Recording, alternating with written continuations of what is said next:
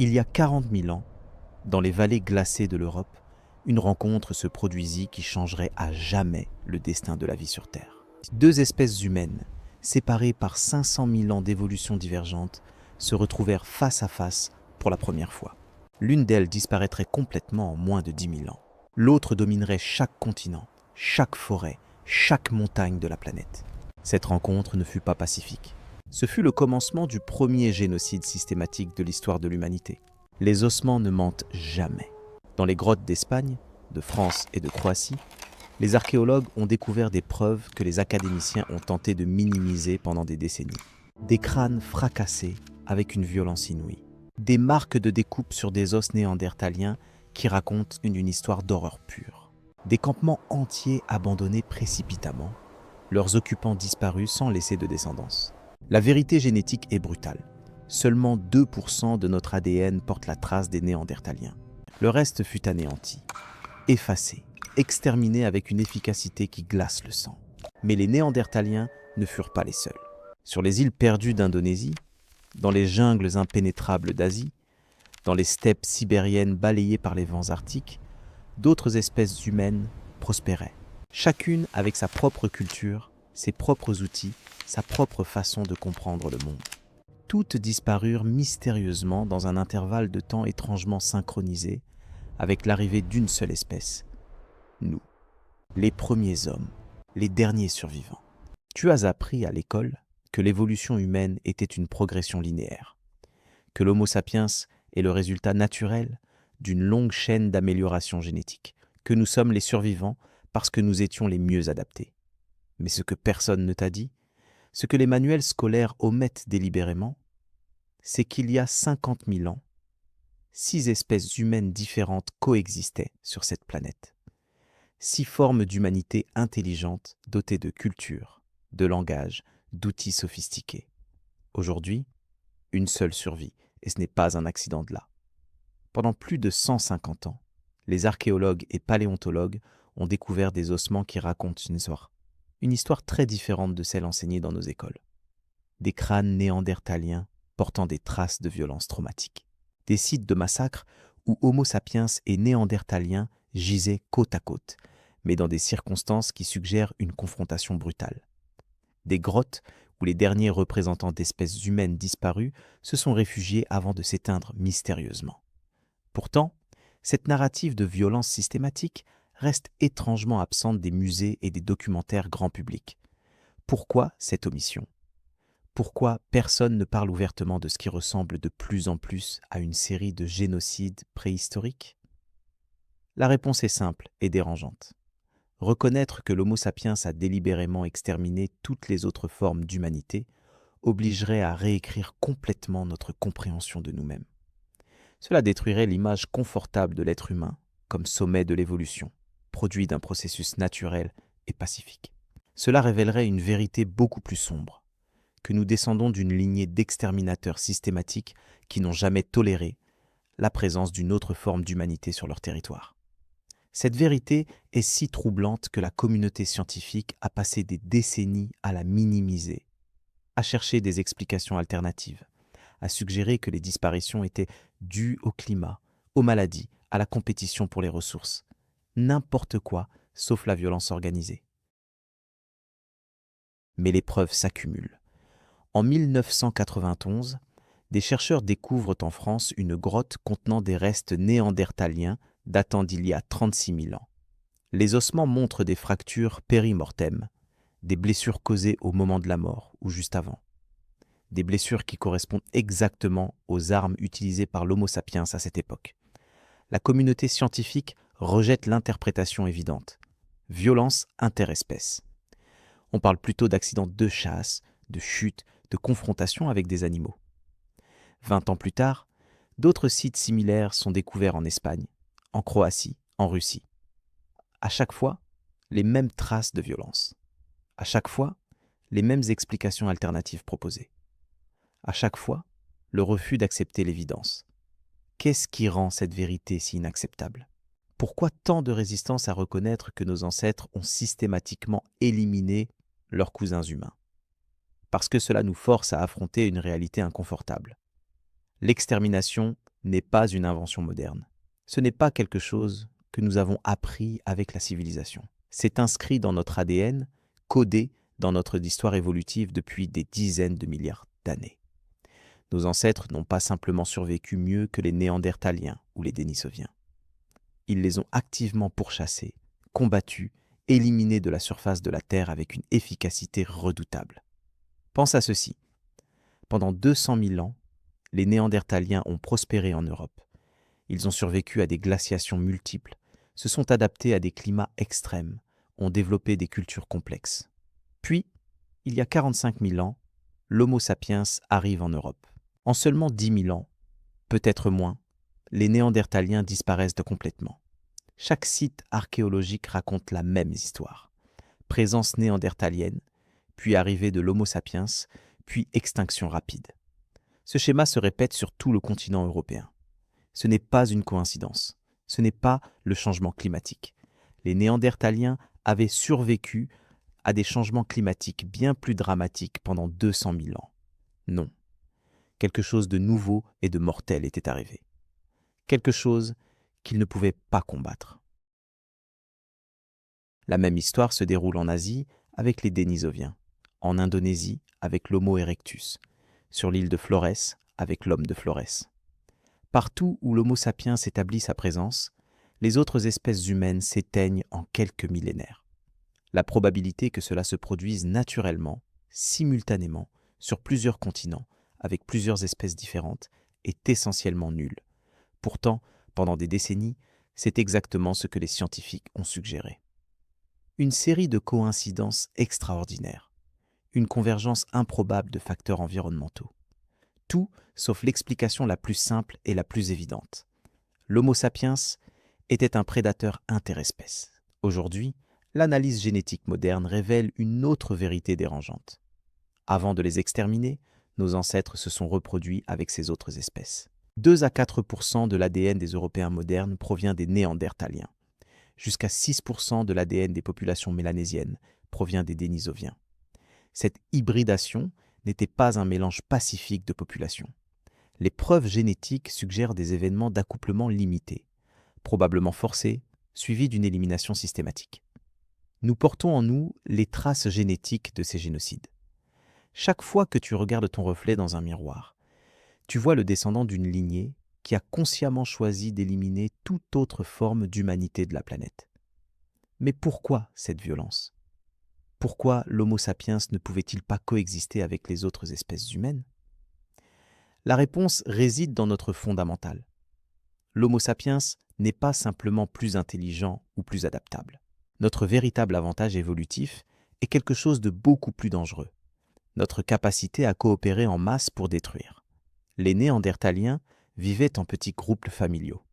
L'Homo sapiens pouvait organiser des coalitions de centaines d'individus unis par des mythes, des croyances, des objectifs communs. Cette capacité à mobiliser de grands groupes pour une action collective donnait à nos ancêtres un avantage militaire écrasant. Ils ne combattaient pas seulement pour des ressources, ils combattaient pour l'élimination totale de la compétition. Les anthropologues qui osent suggérer cette interprétation font face à une opposition féroce. En 2007, un chercheur britannique publie une étude proposant que la violence interespèce était systématique. Sa carrière académique est immédiatement attaquée. Des collègues l'accusent de promouvoir une vision déterministe et violente de l'humanité. Des comités éthiques questionnent ses motivations. Pourtant, les preuves qu'il présente sont irréfutables. Des sites de massacres multiples, des patterns de disparition trop rapides pour être naturels, des analyses génétiques confirmant des événements d'extinction brutale. Mais la communauté scientifique n'est pas prête à accepter cette narrative. Pas encore. Alors la question demeure. Combien de temps encore allons-nous ignorer l'évidence ? Combien de sites archéologiques supplémentaires devrons-nous découvrir avant d'accepter que nos ancêtres étaient des exterminateurs systématiques ? Combien d'analyses génétiques devront confirmer la même histoire avant que nous cessions de chercher des explications alternatives ? La vérité est là, enterrée dans les strates géologiques, codée dans notre ADN, inscrite dans les ossements fracassés de nos cousins disparus. Nous ne sommes pas les survivants chanceux d'une évolution naturelle. Nous sommes les descendants d'une espèce qui a consciemment choisi d'éliminer toute autre forme d'humanité. Et cette vérité, aussi dérangeante soit-elle, est celle que nous devons enfin confronter. Il y a 40 000 ans, dans les vallées glacées de ce qui est aujourd'hui la France, un groupe de Néandertaliens se réfugie dans une grotte profonde. Ils sont une douzaine, des adultes, des adolescents, quelques enfants. Dehors, la nuit tombe. Ils allument un feu, préparent leur repas, arrangent leur peau pour dormir. Ils ne savent pas que cette nuit sera leur dernière. Ils ne savent pas que dans l'obscurité, des silhouettes s'approchent. Des silhouettes qui ne sont pas venues pour négocier ou coexister. Des silhouettes qui sont venues pour exterminer. Les archéologues ont découvert cette grotte en 1999. Ce qu'ils ont trouvé à l'intérieur a perturbé même les scientifiques les plus endurcis.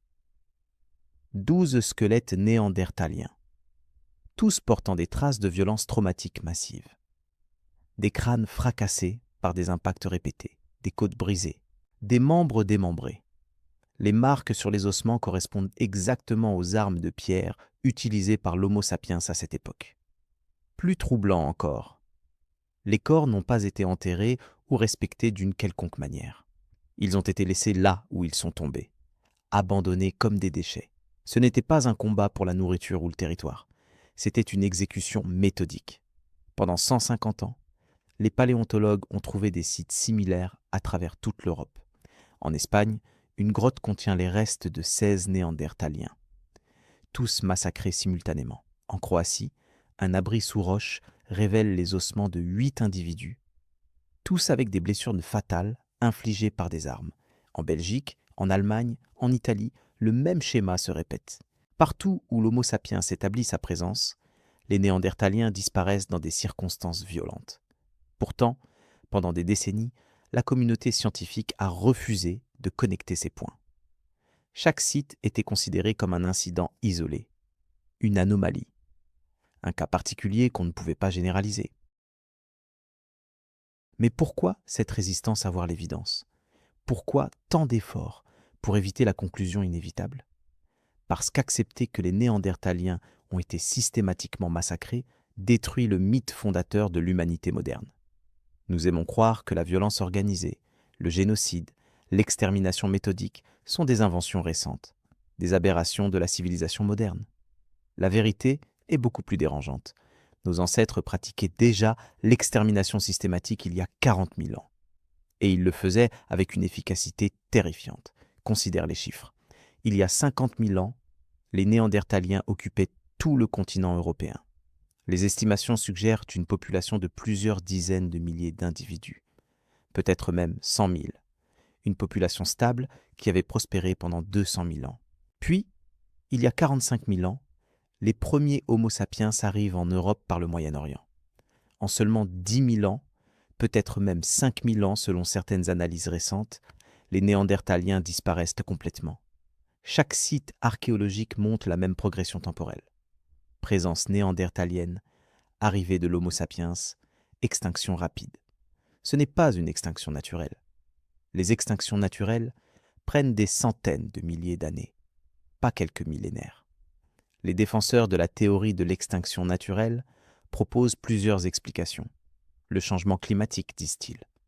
Mais les Néandertaliens avaient survécu à plusieurs glaciations majeures pendant leur existence de 200 000 ans. Pourquoi celle-ci serait-elle différente ? La compétition pour les ressources, suggèrent d'autres.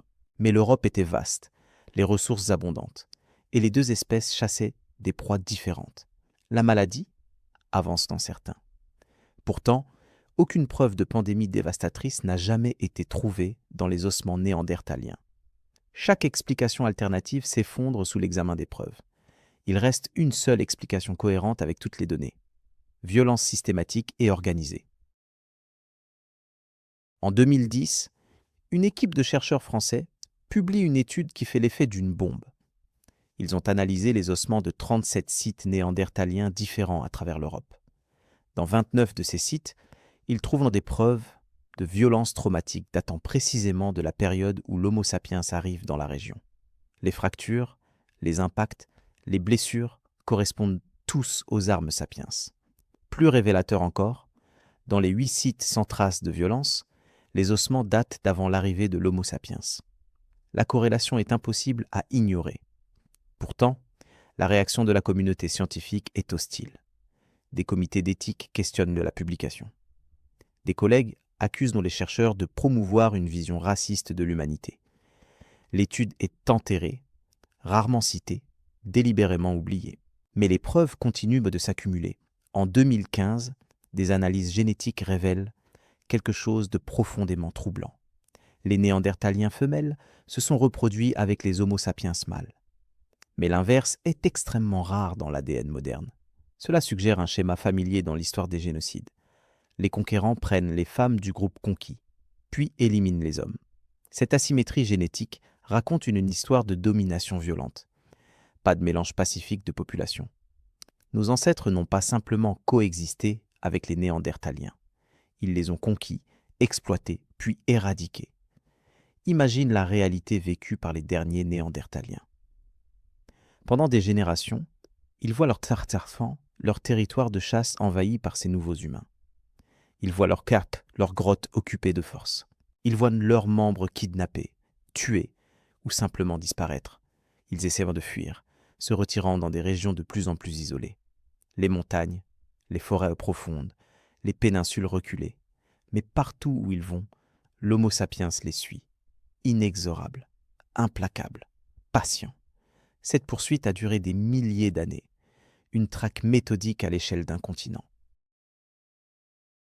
Les derniers refuges néandertaliens révèlent l'horreur de leur extinction finale. Dans le sud de l'Espagne, Gibraltar abrite les tout derniers néandertaliens connus. Ils survivent là jusqu'à il y a 28 000 ans, isolés sur ce promontoire rocheux. Les analyses de leurs ossements montrent des signes de malnutrition sévère, de consanguinité, de stress chronique. Ce n'était plus une population viable, c'étaient des réfugiés acculés attendant l'inévitable. Quand l'Homo sapiens arrive finalement à Gibraltar, les néandertaliens disparaissent dans quelques générations. Pas un seul survivant documenté. L'extinction était totale, absolue, définitive.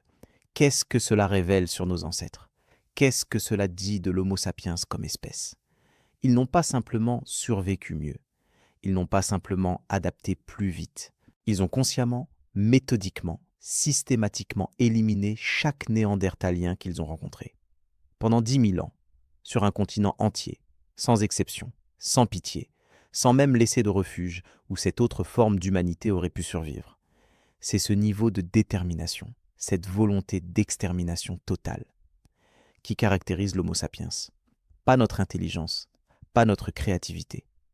Notre capacité à organiser l'élimination complète d'une autre espèce intelligente. Et voici la vérité la plus dérangeante. Ce massacre des Néandertaliens n'était pas unique. C'était le premier d'une série. Un modèle qui allait se répéter encore et encore partout où l'Homo sapiens établirait sa présence. En Asie avec les Dénisoviens, en Indonésie avec l'Homo erectus, sur l'île de Flores avec l'homme de Flores. Chaque fois le même schéma, chaque fois la même efficacité brutale, chaque fois l'extinction totale.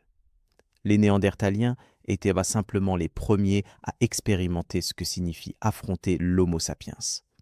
Ils ne seraient certainement pas les derniers.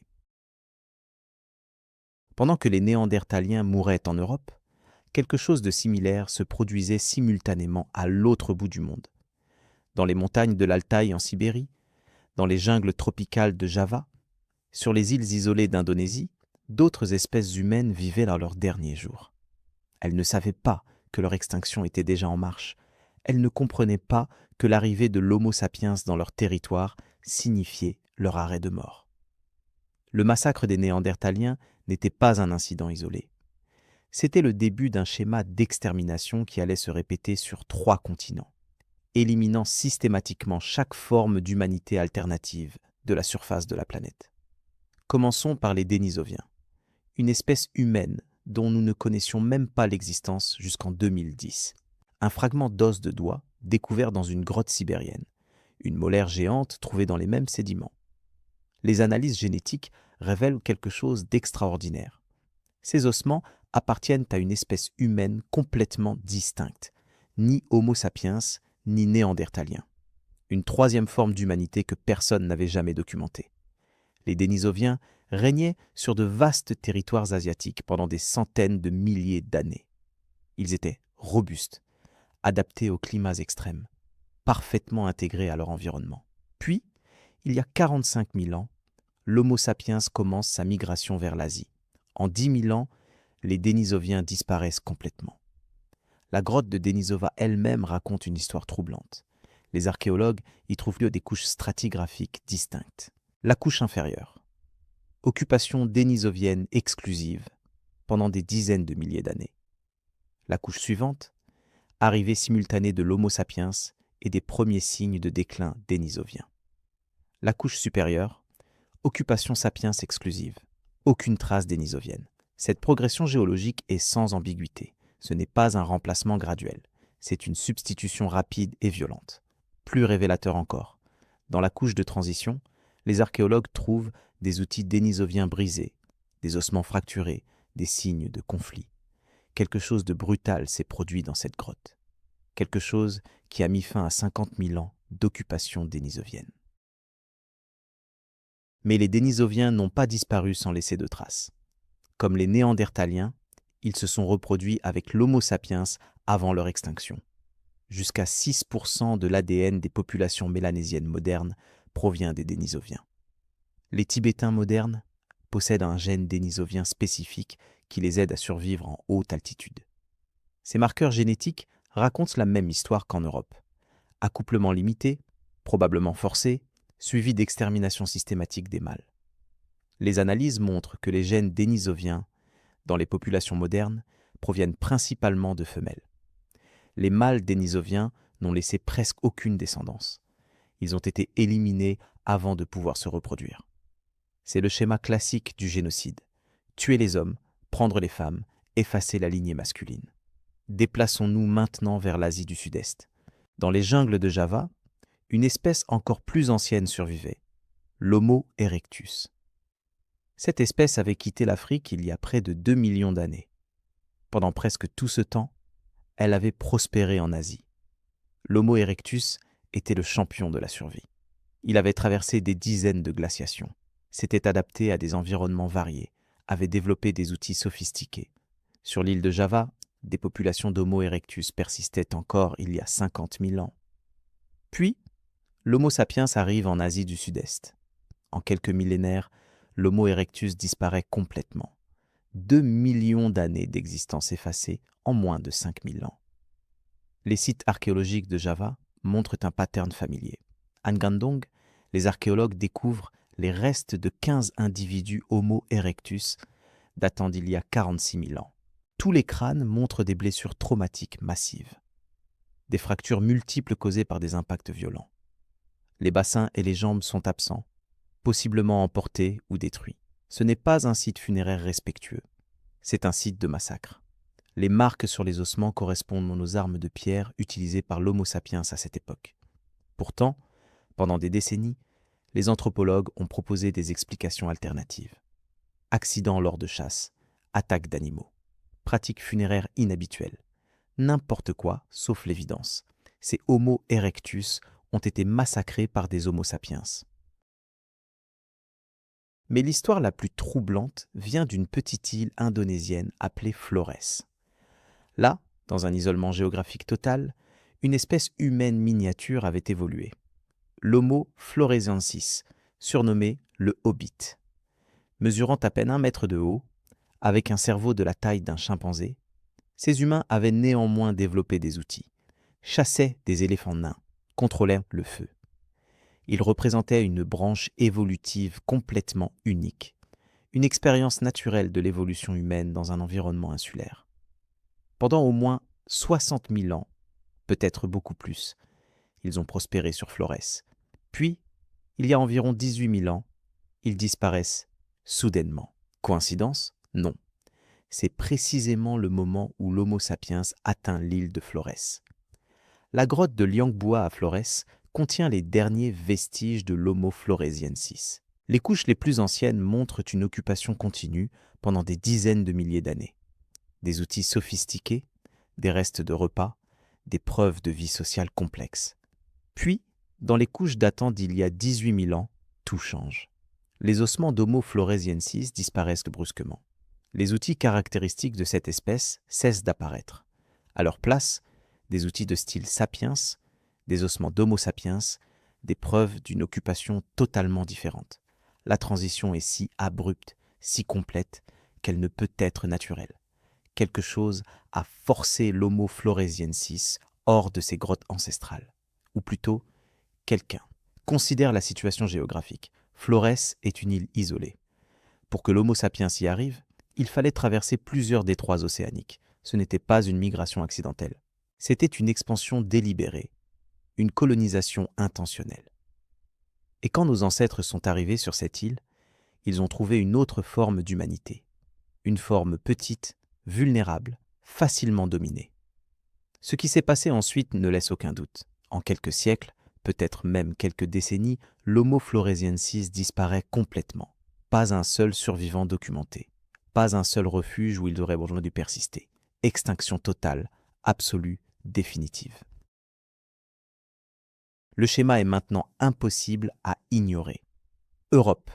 Les Néandertaliens disparaissent entre l'arrivée de l'Homo sapiens. Sibérie. Les Denisoviens s'éteignent quand l'Homo sapiens migre vers l'Asie. Java. L'Homo erectus disparaît avec l'expansion sapiens en Asie du Sud-Est. Florès. L'Homo floresiensis s'éteint quand l'Homo sapiens colonise l'île. 4 continents. 4 espèces humaines différentes. Le même résultat à chaque fois. Ce n'est pas une coïncidence. Ce n'est pas une série d'extinctions naturelles indépendantes. C'est un schéma d'extermination systématique qui s'est déroulé sur 40 000 ans à l'échelle mondiale. Alors pourquoi ce pattern d'extermination répété? Pourquoi l'Homo sapiens ne pouvait-il pas coexister avec ces autres formes d'humanité? La réponse réside dans notre fondamental. Nous ne sommes pas simplement une espèce compétitive. Nous sommes une espèce qui ne tolère aucune autre forme d'intelligence consciente partageant notre espace.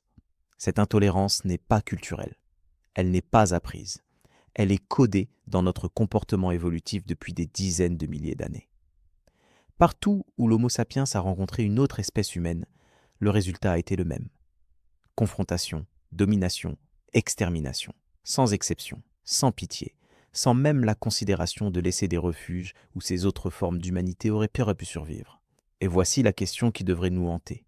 Si nos ancêtres ont systématiquement exterminé chaque autre espèce humaine qu'ils ont rencontrée, qu'est-ce que cela révèle sur notre profonde? Qu'est-ce que cela prédit sur notre comportement futur? L'histoire humaine depuis ces génocides préhistoriques suggère que ce schéma ne s'est jamais arrêté. Il s'est simplement tourné vers l'intérieur. Quand il n'y avait plus d'autres espèces humaines à éliminer, l'Homo sapiens a commencé à appliquer les mêmes stratégies d'extermination contre d'autres groupes de sa propre espèce. Les génocides modernes ne sont pas des aberrations.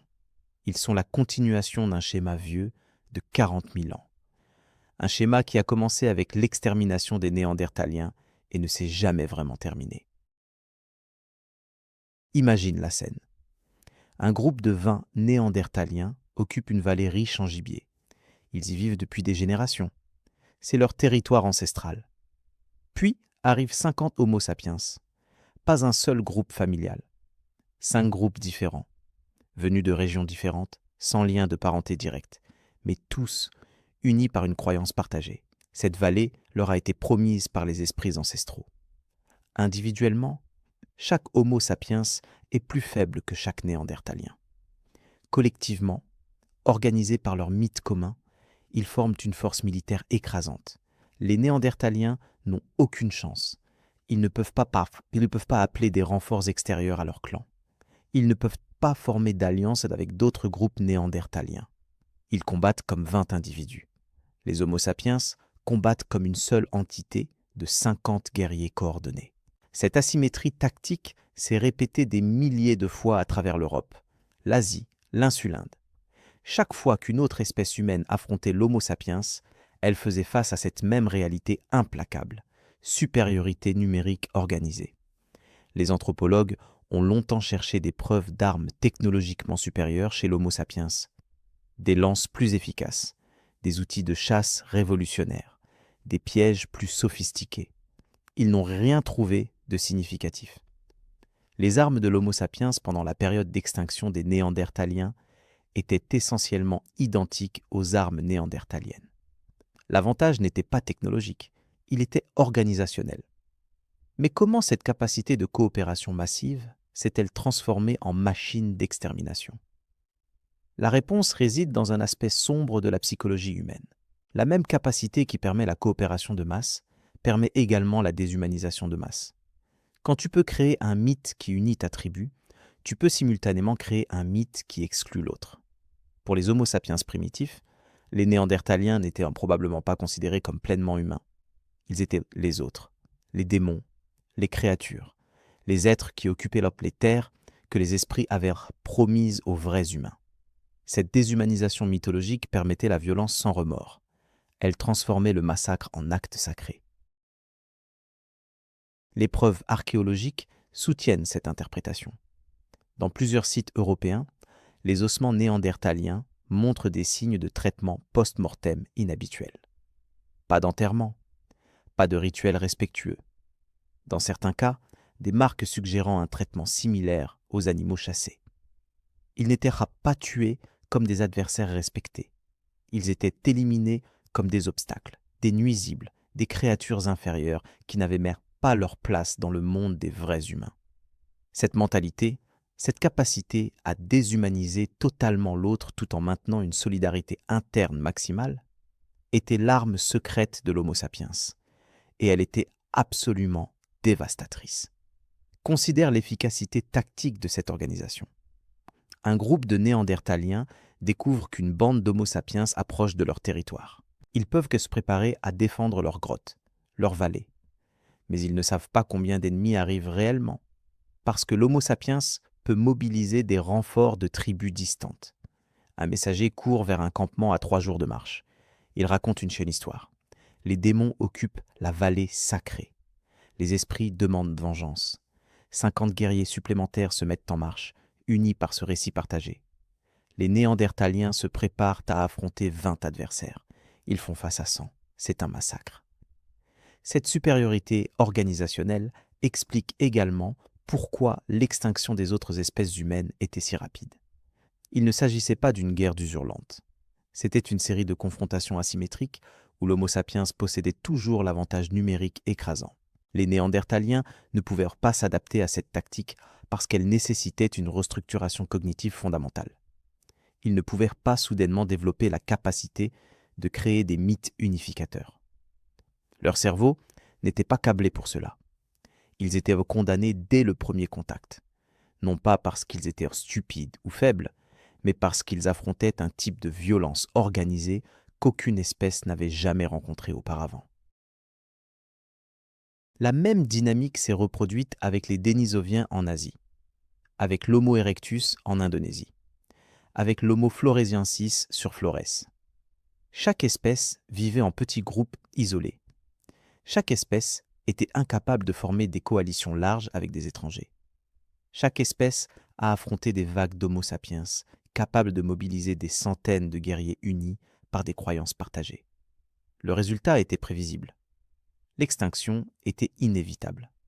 La seule question était combien de temps chaque espèce pourrait retarder l'inéluctable en fuyant vers des refuges de plus en plus isolés.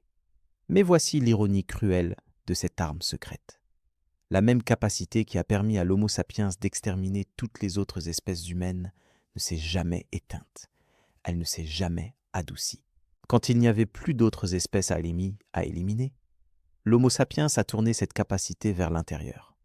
Créer des mythes qui unissent un groupe. Créer des mythes qui déshumanisent un autre groupe. Mobiliser des coalitions massives pour la violence organisée. Massacrer systématiquement ceux qui sont définis comme les autres. Cette séquence ne s'est pas arrêtée avec l'extinction des Néandertaliens. Elle a simplement changé de cible. Les génocides du XXe siècle, les purifications ethniques, les guerres d'extermination. Tous utilisent exactement les mêmes mécanismes cognitifs qui ont permis à nos ancêtres d'éliminer les Néandertaliens il y a 40 000 ans. Alors voici la vérité que personne ne veut affronter. L'arme secrète qui a permis à l'Homo sapiens de devenir la seule espèce humaine survivante n'était pas quelque chose de noble. Ce n'était pas l'intelligence. Ce n'était pas la créativité, ce n'était pas l'adaptabilité, c'était notre capacité unique à organiser la violence de masse contre ceux que nous définissons comme autres, à créer des mythes qui justifient l'extermination, à mobiliser des centaines, puis des milliers, puis des millions d'individus pour l'élimination systématique de ceux qui ne partagent pas nos croyances. Cette capacité nous a rendus invincibles contre toute autre forme d'humanité. Et elle reste, codée dans notre comportement social, attendant simplement la prochaine cible. Imagine que tu es le dernier de ton espèce, que pendant des générations, tu as vu les tiens disparaître un par un, massacrés, chassés, pourchassés jusqu'aux confins du monde connu. Tu as fui les plaines fertiles où tes ancêtres vivaient depuis des centaines de milliers d'années. Tu as abandonné les grottes ancestrales, les territoires de chasse, les lieux sacrés. Maintenant, tu te retrouves dans un refuge isolé. Une montagne inaccessible, une péninsule reculée, une île perdue. Tu crois être enfin en sécurité. Mais au fond de toi, tu sais la vérité. Ils vont venir. Ils viennent toujours. Et quand ils arriveront, ce sera la fin. C'est exactement ce qui s'est passé pour les derniers Néandertaliens. Pendant 10 000 ans, ils ont reculé devant l'avancée inexorable de l'Homo sapiens. Chaque génération voyait leur territoire se rétrécir. D'abord, ils abandonnent les plaines d'Europe centrale, trop exposées, trop faciles d'accès pour les hordes sapiens. Ils se retirent dans les montagnes des Balkans, dans les vallées profondes des Carpates, mais l'Homo sapiens les suit, toujours, inexorablement. Alors ils fuient encore plus loin, vers les péninsules du Sud, l'Italie, les Balkans, Gibraltar. Ces derniers refuges deviennent des prisons, des cul-de-sac géographiques où les Néandertaliens s'entassent, attendant l'inévitable. Gibraltar représente le dernier bastion néandertalien documenté. Ce promontoire rocheux au sud de l'Espagne devient le refuge final d'une espèce mourante. Les analyses archéologiques révèlent une présence néandertalienne continue jusqu'à il y a 28 000 ans. Peut-être même 24 000 ans, selon les estimations les plus récentes. C'est 10 000 ans après la disparition des Néandertaliens du reste de l'Europe. 10 000 ans d'isolement. 10 000 ans à regarder vers le nord, sachant que là-bas, l'Homo sapiens domine désormais complètement. 10 000 ans à espérer que la mer qui entoure Gibraltar les protégera. Mais cette protection était illusoire. L'Homo sapiens savait naviguer. L'Homo sapiens savait traverser les détroits. Et quand il est finalement arrivé à Gibraltar, les derniers Néandertaliens n'avaient nulle part où fuir. Les ossements trouvés dans les grottes de Gibraltar racontent une histoire de déclin lent et agonisant. Les analyses génétiques des derniers spécimens révèlent une consanguinité sévère. La population était devenue si petite que les individus étaient forcés de se reproduire entre proches parents. Cette consanguinité entraîne des malformations, des faiblesses génétiques, une fertilité réduite. Les marques sur les ossements montrent également une malnutrition chronique. Les ressources de Gibraltar étaient limitées. Trop de Néandertaliens pour trop peu de gibier. Ils mouraient lentement, même avant l'arrivée finale de l'Homo sapiens. Quand nos ancêtres ont finalement atteint ce dernier refuge, ils n'ont trouvé qu'une population déjà condamnée. L'extinction finale n'était qu'une formalité brutale. Mais Gibraltar n'était pas le seul refuge final. En Croatie, la grotte de Vandija abritait l'une des dernières populations néandertaliennes d'Europe centrale. Perchée dans les montagnes, accessible seulement par des sentiers escarpés, cette grotte semblait offrir une protection naturelle. Les Néandertaliens y ont vécu jusqu'à il y a environ 32 000 ans. Les couches archéologiques montrent une occupation continue, puis soudainement, elle cesse. Pas de transition graduelle, pas de déclin lent, simplement la fin. Dans la couche suivante, des outils de style sapiens, des ossements d'Homo sapiens, les nouveaux occupants de la grotte. Ce qui est arrivé aux derniers Néandertaliens de Vindija n'est pas documenté. Aucun ossement retrouvé, aucune trace de sépulture. Ils ont simplement disparu, effacés de l'histoire comme s'ils n'avaient jamais existé. En Asie, les Denisoviens ont connu un destin similaire. La grotte de Denisova dans les montagnes de l'Altaï était leur dernier refuge documenté. À plus de 700 mètres d'altitude, entourée de pics montagneux hostiles, cette grotte semblait inatteignable. Les Denisoviens y ont survécu pendant des dizaines de milliers d'années. Puis, l'Homo sapiens arrive dans la région il y a 45 000 ans. Les couches stratigraphiques montrent une cohabitation brève, peut-être quelques siècles. Puis, les Dénisoviens disparaissent de la grotte. Les analyses génétiques suggèrent qu'ils se sont peut-être retirés encore plus profondément dans les montagnes, vers le plateau tibétain, vers les vallées reculées de l'Himalaya. Mais aucune population dénisovienne survivante n'a jamais été trouvée. Leur refuge final, où qu'il soit, n'a pas été suffisant. L'histoire la plus poignante vient peut-être de l'île de Florès. L'Homo floresiensis avait évolué dans un isolement total pendant au moins 60 000 ans. Cette île indonésienne était leur monde entier. Ils n'avaient jamais connu d'autres espèces humaines. Ils n'avaient aucun concept de ce qu'était l'Homo sapiens. Puis, il y a 18 000 ans, des silhouettes étranges apparaissent sur les plages de Florès, grandes, élancées, portant des armes inconnues. Les Homo floresiensis ne comprenaient pas la menace. Ils n'avaient aucune expérience de la violence interespèce organisée. Leur île entière était un refuge naturel. Mais contre l'Homo sapiens, aucun refuge n'était suffisant. En quelques générations, peut-être même en quelques décennies, ils disparaissent complètement. Ce qui rend ces refuges finaux si tragiques, c'est que chacun représentait théoriquement une barrière géographique significative. Gibraltar était presque une île, accessible seulement par un isthme étroit. Vindija était perché dans des montagnes hostiles. La grotte de Denisova était située dans l'une des régions les plus inhospitalières d'Asie. Florès nécessitait une navigation océanique pour être atteinte. Ces barrières auraient dû offrir une protection. Elles auraient dû permettre la survie de populations refuges. Mais l'Homo sapiens a systématiquement franchi chaque barrière. Aucun détroit n'était trop large, aucune montagne n'était trop haute, aucune île n'était trop isolée. La poursuite était absolue. La traque était implacable. L'élimination était totale. Les anthropologues se demandent souvent pourquoi l'Homo sapiens était si déterminé. Pourquoi ne pas simplement laisser ces populations refuges survivre dans leurs recoins isolés? Elles ne représentaient aucune menace. Elles occupaient des territoires marginaux que l'Homo sapiens lui-même ne voulait pas nécessairement habiter. Gibraltar était un promontoire rocheux avec des ressources limitées. Les hautes montagnes de l'Altaï étaient inhospitalières. Florès était une petite île perdue. Pourtant, l'Homo sapiens a investi l'effort considérable nécessaire pour atteindre ces refuges et éliminer leurs occupants. Pourquoi cette détermination obsessionnelle? La réponse révèle quelque chose de fondamental sur l'Homo sapiens. Ce n'était pas seulement une question de compétition pour les ressources, c'était quelque chose de plus profond, une intolérance viscérale envers l'existence même d'une autre forme d'humanité.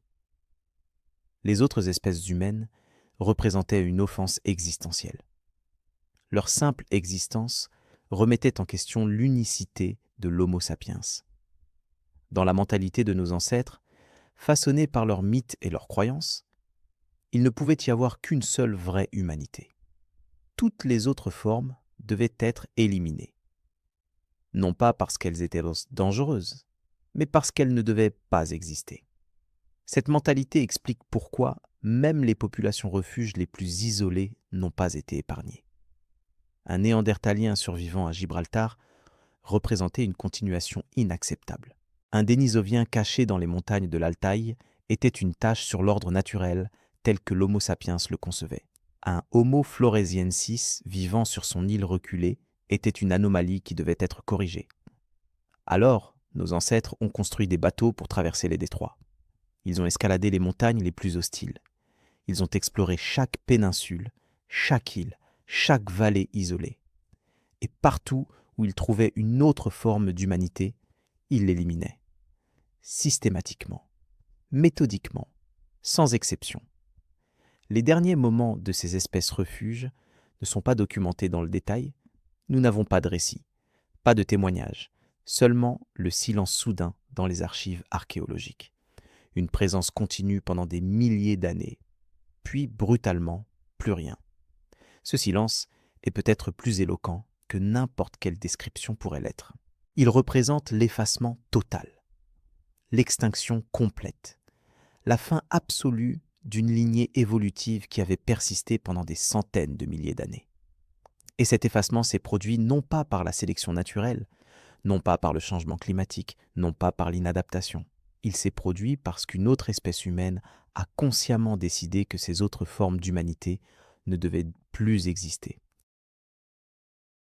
Alors, quand tu penses aux derniers refuges des espèces condamnées, ne les imagine pas comme des sanctuaires paisibles, où des populations survivantes ont vécu en paix.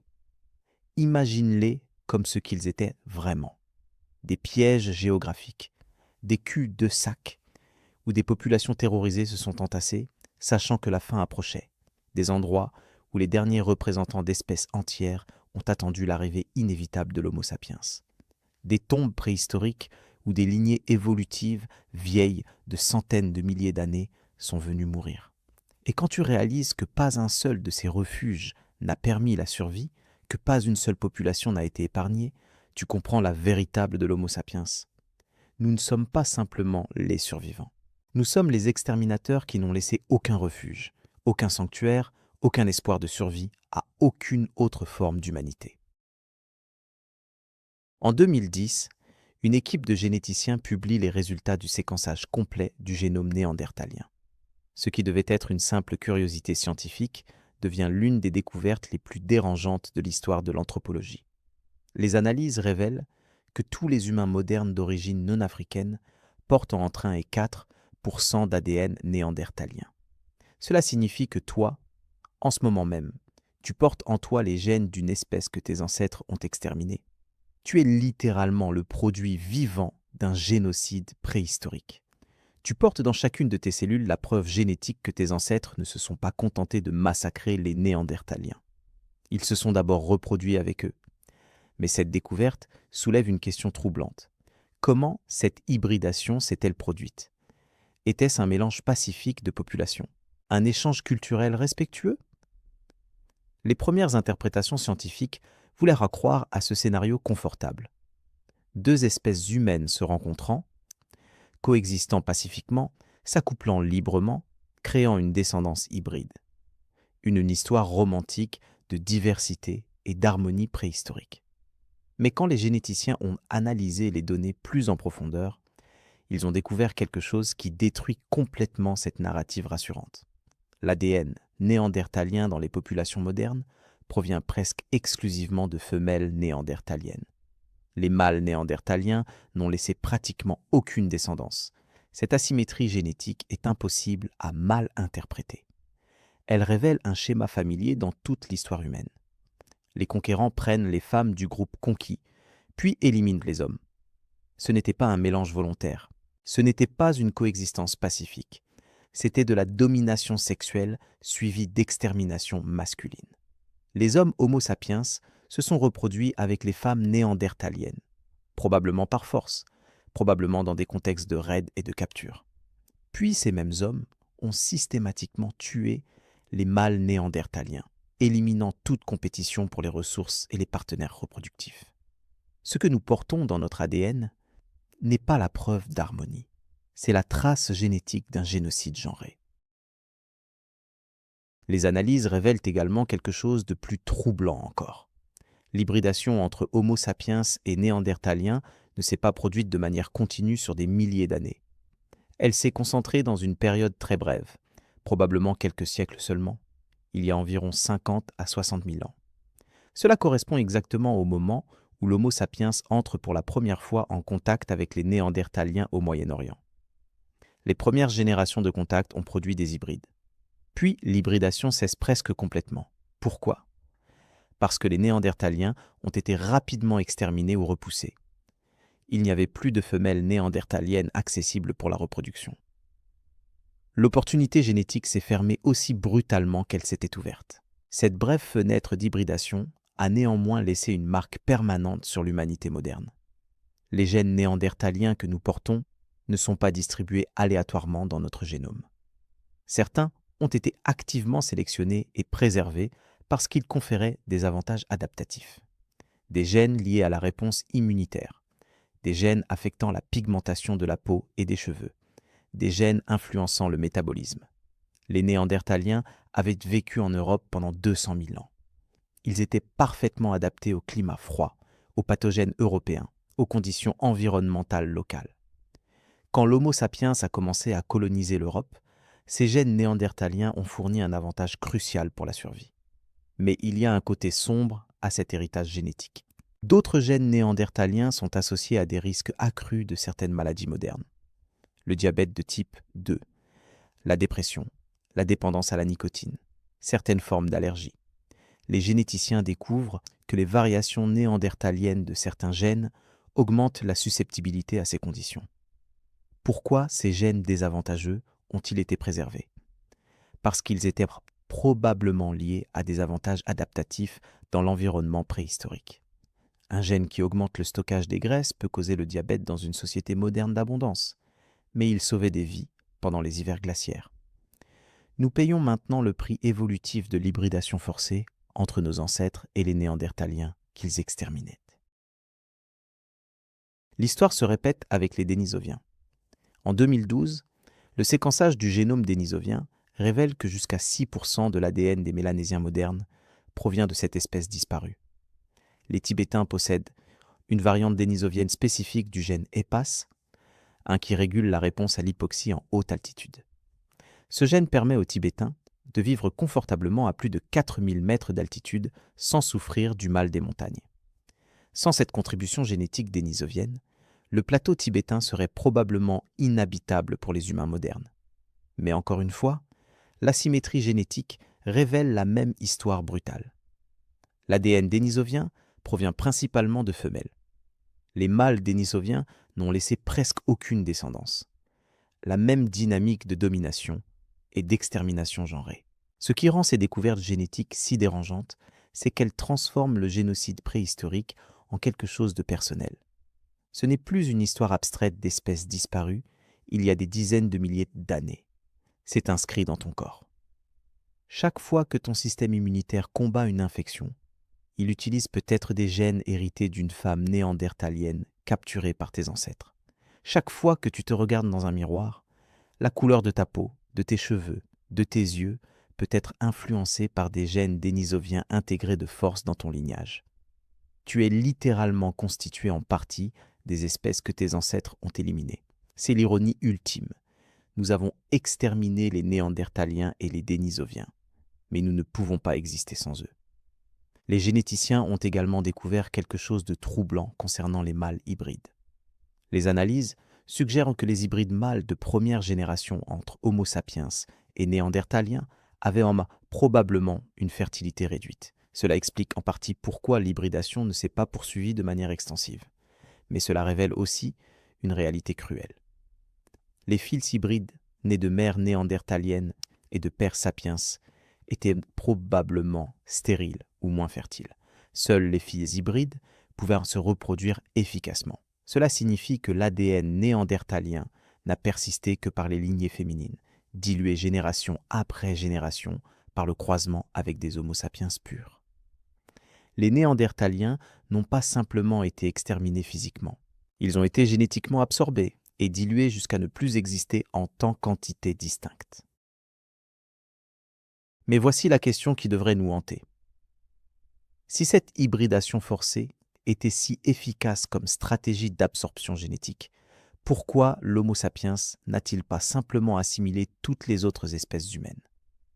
Pourquoi l'extermination physique était-elle nécessaire? La réponse révèle la profondément contradictoire de nos ancêtres. D'un côté, ils étaient pragmatiques. Ils prenaient par les avantages génétiques où ils les trouvaient, y compris dans les corps des femmes des espèces qu'ils conquéraient. D'un autre côté, ils étaient idéologiquement intolérants. L'existence continue de populations néandertaliennes ou dénisoviennes distinctes était inacceptable. L'hybridation permettait l'extraction d'avantages génétiques utiles.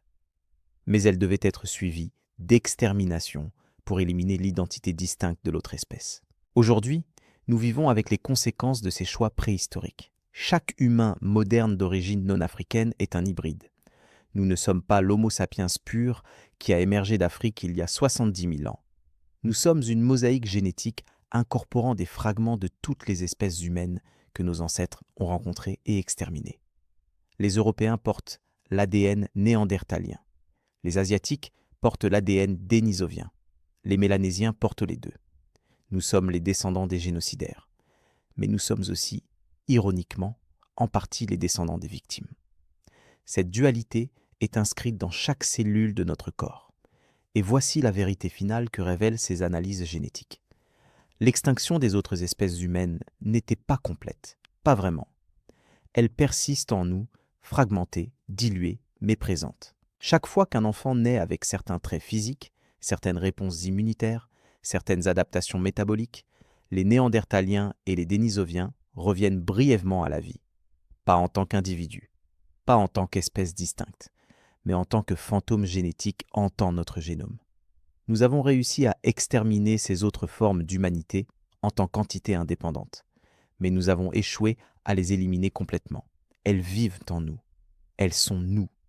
Et cette réalité transforme chaque humain moderne en monument vivant au plus grand génocide de l'histoire préhistorique. Un génocide si complet que les victimes n'existent plus que comme fragments génétiques éparpillés dans le génome de leurs exterminateurs. Un génocide si réussi que nous oublions même que nous portons les restes de nos victimes dans notre propre ADN. Capítulo 7. Error. No se pudo extraer después de 3 intentos.